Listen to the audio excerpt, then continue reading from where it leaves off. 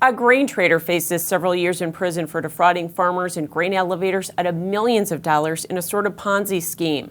22-year-old Hunter Hanson pleaded guilty to fraud and wire fraud charges in the case. He faces 6 to 8 years in prison and had to agree to repay $11 million. The co-op elevator of McCluskey, North Dakota suffered one of the biggest losses. Mikkel Pates talked to the manager and has more in this week's Ag Week cover story.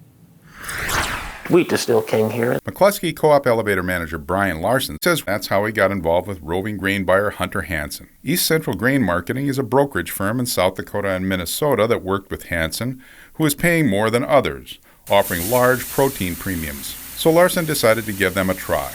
We started out with some smaller lots with some different people, and things were going well. It might have seemed made you a little bit puzzled, but it wasn't out of the ordinary. But the contracts with Hunter Hanson became the biggest McCluskey Co-op had ever done with East Central Grain, and the co-op became one of the biggest losers in Hanson's scheme. They were hit for more than $768,000, accounting for more than 126,000 bushels of hard red spring wheat. Based on the co-op's loss, the state's attorney for McLean and Sheridan counties started a criminal investigation. Those felony charges led to Hanson's arrest in April, and then it became a federal case.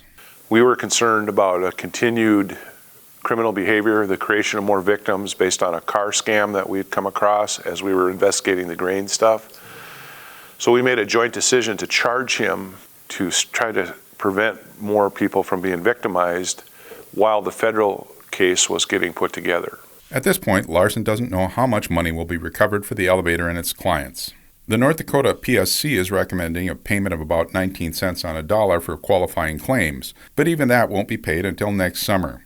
Although he's philosophical about the loss, Larson would like to see Hanson get the stiffest penalty he can.